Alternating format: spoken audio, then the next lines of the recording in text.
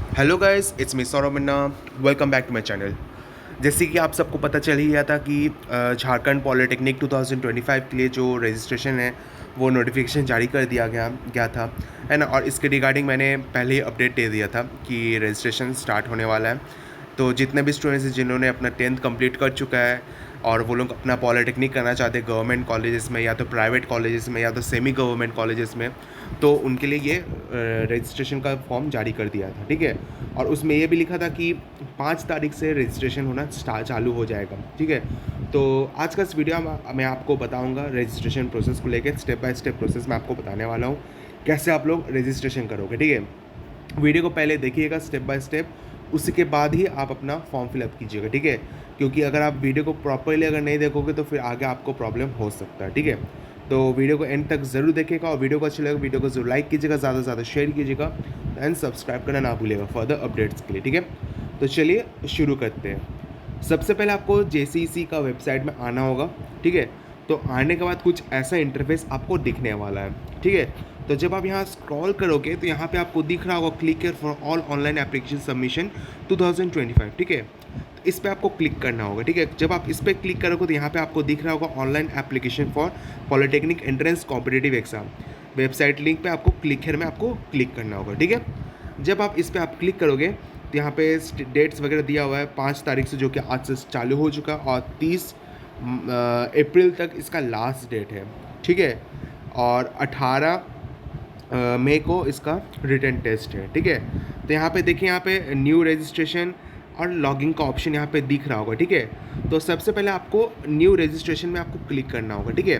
तो new registration में click करने के बाद यहाँ पे आपको बहुत सारे ऑप्शंस दिखने को मिलेंगे, जैसे course applying for, candidate name, mobile number, email ID, सारा चीज़ आपसे यहाँ पे पूछा जाएगा, ठीक है।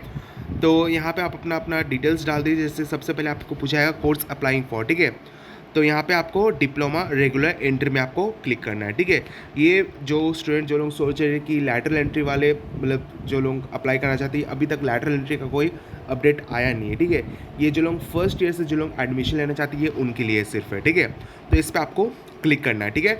करने के बाद यहाँ पे आप अपना नाम दे दीजिएगा, कैंडिडेट नेम दे दीजिएगा, उसके बाद फ़ोन नंबर दे दीजिएगा। फ़ोन नंबर देने के बाद यहाँ पे आपको वेरीफाई में क्लिक करना होगा। करने के बाद एक ओटीपी आएगा, वो ओटीपी आपको डालना होगा, ठीक है। और ईमेल आईडी उसके बाद यहाँ पे आपको डालना होगा। ईमेल आईडी भी वैलिड ईमेल आईडी डालिएगा, ताकि आपके पास जो ओटीपी आएगा मेल का वो आपको इसमें डालना होगा, ठीक है। डालने के बाद फिर यहाँ पे आपसे सिक्योरिटी क्वेश्चन पूछा जाएगा। यहाँ पे कौन सा सिक्योरिटी क्वेश्चन आप सिलेक्ट करना चाहते हो वो आप डाल दीजिएगा। फिर उस क्वेश्चन का आंसर यहाँ पे दे दीजिएगा, ठीक है। देने के बाद यहाँ पे आपको पासवर्ड डालना है, ठीक है। पासवर्ड कैसे डालना है मैं आपको एग्जांपल के तौर पर मान लीजिए मैं आपको बता देता हूँ। फॉर एग्जांपल मान लीजिए मेरा नाम सौरभ है, ठीक है। तो सौरभ का SOURAV, ठीक है। तो सौरभ का S कैपिटल रहेगा। उसके बाद आप कोई भी सिंबल दे दीजिए, जैसे कि @ हुआ, हैशटैग हो, कोई भी आप सिंबल दे दीजिए। जैसे मैंने अभी @ दे दिया, उसके बाद 1998 ये मैंने पासवर्ड दिया है, ठीक है। तो उसके आप ऐसे भी डाल सकते हैं, जैसे मान लीजिए आपका नाम विकास है, तो V कैपिटल IKAS, ठीक है, @12 ऐसे डाल सकते हैं। फॉर एग्जांपल मान लीजिए कोई फीमेल स्टूडेंट, जैसे आप फीमेल स्टूडेंट जैसे नाम है आपका श्रेया, ठीक है। तो श्रेया में S कैपिटल डाल दीजिएगा, बाकी HREYA डाल के @23 या 34 आप जैसे भी करके आप अपना पासवर्ड डाल सकते हैं। ऐसे डालने से क्या होगा, तब जाके आपका जो ये जो पासवर्ड है वो आपका एक्सेप्ट किया जाएगा, ठीक है। तो ये आपका पहला स्टेप है जो कि आपको कंप्लीट करना होगा, ठीक है। तो ये मैं अपना पहला स्टेप कर लेता हूँ, ओके। तो जब आपका रजिस्ट्रेशन कंप्लीट हो जाएगा, रजिस्ट्रेशन हो जाने के बाद आपके पास अपना रजिस्ट्रेशन लॉगिंग आईडी आपके पास आ जाएगा, ठीक है। याद रहे, ये जो लॉगिंग आईडी अभी आपके पास जो आया है, ये लॉगिंग आईडी आपको अभी लास्ट तक यूज़ करना होगा। मतलब जब तक आपका काउंसलिंग प्रोसेस जब तक कंप्लीट ना हो जाए तब तक आपको यही लॉगिंग आईडी यूज़ करना होगा। और पासवर्ड जो अभी आपने सेट किया है वही पासवर्ड आपको डालना होगा हर जगह में। तो एक जगह आप अपना लॉगिंग आईडी और पासवर्ड हमेशा नोट करके रख दीजिएगा, ठीक है। तो ये कंप्लीट हो चुका है।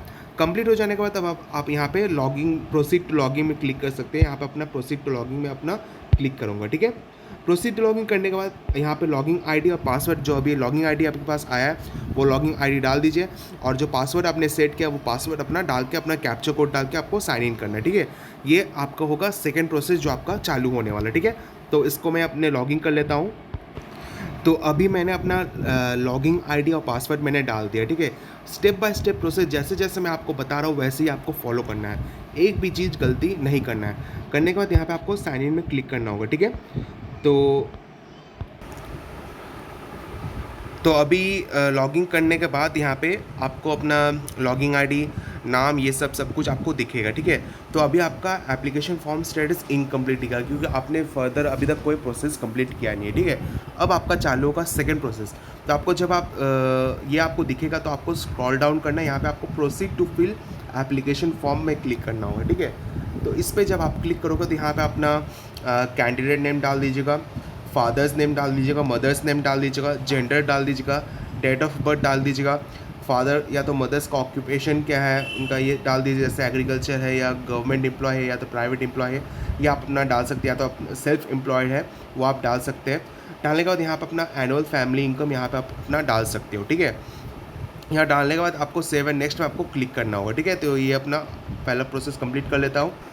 तो ये सब फर्दर डिटेल्स डालने के बाद अब मैं सेव एंड नेक्स्ट में क्लिक करूँगा, ठीक है। डालने के बाद अब यहाँ पे आपसे कॉरेस्पॉन्डेंट एड्रेस और परमानेंट एड्रेस पूछा जाएगा, ठीक है। अब जान लीजिए अगर आपका कॉरेस्पॉन्डेंट एड्रेस और परमानेंट एड्रेस दोनों अगर सेम है तो आप येस कर दीजिएगा, और अगर दोनों अलग अलग है तो यहाँ पे अपना परमानेंट एड्रेस में मतलब ये कि आपका घर कहाँ है वो डालिएगा, और अभी आप कहाँ रह रहे हो कॉरेस्पॉन्डेंट एड्रेस वो आप यहाँ डालिएगा, ठीक है। फॉर एग्जाम्पल मान लीजिए आपका घर धनबाद में है और अभी आप रह रहे हो रांची में, आपका फादर का ट्रांसफ़र हुआ रांची में, ठीक है। तो पहले यहाँ परमानेंट एड्रेस में धनबाद वाला दे दीजिएगा और कॉरेस्पॉन्डेंस में अपना रांची वाला दे दीजिएगा, ठीक है। तो ऐसे आप डाल सकते हो, या तो अगर आपका परमानेंट एड्रेस और कॉरेस्पॉन्डेंट एड्रेस दोनों सेम है तो आप येस यहाँ कर सकते हो, ठीक है। तो ये एड्रेस मैं अपना डाल देता हूँ। एड्रेस वगैरह डालने के बाद सेव एंड नेक्स्ट में आपको क्लिक करना है, ठीक है। फिर आपसे पूछेगा का रेजिडेंशियल स्टेटस क्या है, आपका परमानेंट रेजिडेंट ऑफ झारखंड है या लोकल रेजिडेंट ऑफ झारखंड है। ये आपको पता कैसे चलेगा, अगर आपके पास रेजिडेंशियल सर्टिफिकेट है, अगर उसमें आपका लोकल रेजिडेंट ऑफ झारखंड अगर लिखा है तो लोकल रेजिडेंट ऑफ झारखंड में क्लिक करना है। परमानेंट रेजिडेंट ऑफ झारखंड में है तो परमानेंट रेजिडेंट ऑफ झारखंड में क्लिक करना है, ठीक है। तो जब आप लोकल रेजिडेंट ऑफ झारखंड में क्लिक करेंगे तो आपको सिर्फ जनरली दिखेगा, ठीक है। ये चीज़ हमेशा याद रखिएगा, जब भी आप लोकल रेजिडेंट ऑफ झारखंड में अगर आप क्लिक करोगे तो यहाँ पे आपको जनरल दिखेगा, ठीक है। और अगर आप कोई भी अदर कैटेगरीज बिलोंग करते हैं जैसे एसटी हो, एससी हो, ओबीसी हो, मतलब BC1 BC2 कोई भी कैटेगरीज बिलोंग करते हो, आप परमानेंट रेजिडेंट ऑफ झारखंड में क्लिक कीजिएगा तो उसके बाद आपको यहाँ पे बहुत सारे ऑप्शंस देखने को मिलेगा, ठीक है। यहाँ पे अपना कैटेगरी सिलेक्ट कर सकते हो। आप परमानेंट रेजिडेंट ऑफ झारखंड में सिलेक्ट करके भी आप जनरल में आप क्लिक कर सकते हो, कोई इश्यूज़ नहीं है, ठीक है। ये करने के बाद फिर आपसे यहाँ पूछेगा do you belong to EWS, मतलब इकोनॉमिकली वीकर सेक्शन से आप बिलोंग करते हो कि नहीं, तो आपको येस या तो नो में क्लिक करना होगा। इस EWS का मतलब ये है कि आप बहुत मतलब इसका एक सर्टिफिकेट बनता है, ठीक है, इनकम एंड एसेट सर्टिफिकेट बनता है ये। अगर आपके पास ये सर्टिफिकेट है, मतलब आप बहुत मतलब आपका जो इनकम लेवल है, आपका फादर का जो इनकम लेवल बहुत ही डाउन है, तो आप ये कर सकते हो, ठीक है। येस या तो नो में आप कर सकते हो, ठीक है। तो आप येस कर सकते हो या तो नो में कर सकते हो। अगर आप EWS सिलेक्ट करोगे तो आपका EWS का भी अलग से रैंक बनेगा, ठीक है। तो आप यहाँ नो कर सकते हो। पर्सन विद डिसेबिलिटीज़ है या नहीं तो आप इसमें नो कर सकते हो। सर्विसमैन कोटा है या नहीं, नो कर सकते हो। मुस्लिम कोटा से बिलोंग करते हो कि जो लोग मुस्लिम कोटा, जो लोग मुस्लिम है वो लोग येस या तो नो में सिलेक्ट कर सकते हैं। जो लोग मुस्लिम है वो लोग येस कर सकते हैं, नहीं तो आप नो में क्लिक कर सकते हो। इसका TFW स्कीम अगर लेना चाहते हो तो आप येस कर सकते हो या तो नो कर सकते हो। TFW भी इसमें भी आपका एक इनकम सर्टिफिकेट मांगा जाता है, ठीक है। तो अगर आपका TFW अगर आप लेना चाहते हो तो कम से कम जो एनुअल इनकम है वो 1 लाख से कम होना चाहिए, है ना। इनकम सर्टिफिकेट में मेंशन होना चाहिए 1 लाख से कम होना चाहिए, तभी आप जाके आप इसमें येस कर सकते हो, नहीं तो नो कर दीजिएगा, ठीक है। इसका भी अलग से ये बनता है, रैंक बनता है। EWS का TFW का अलग से रैंक बनता है, ठीक है। ये हमेशा ध्यान में रखिएगा, ठीक है।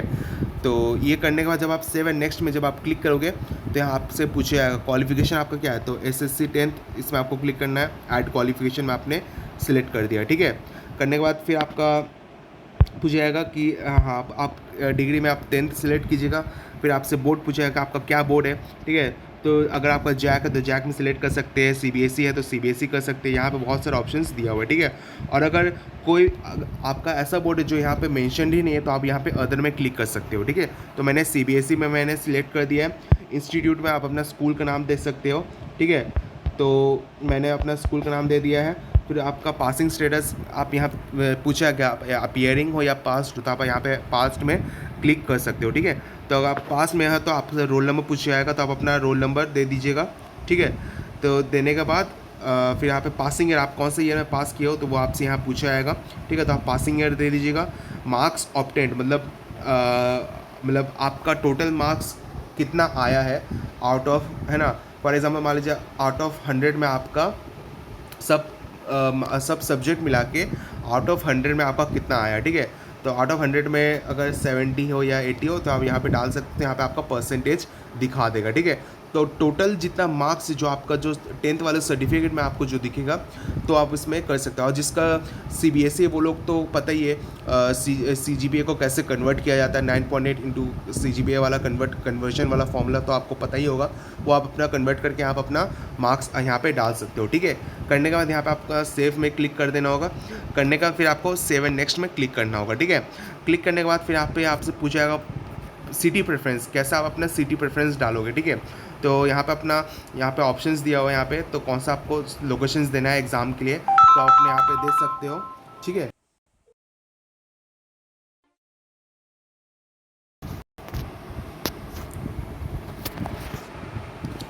सॉरी टू इंटरप्ट, यहाँ पे अपना लोकेशन दे सकते हो। देने के बाद यहाँ पे आप second preference of examination city में आप अपना कोई भी अपना लोकेशन आपके चॉइस के अनुसार आप जो कि आप एग्ज़ाम सेंटर जाने में कोई प्रॉब्लम ना हो वो आप दे सकते हो, ठीक है।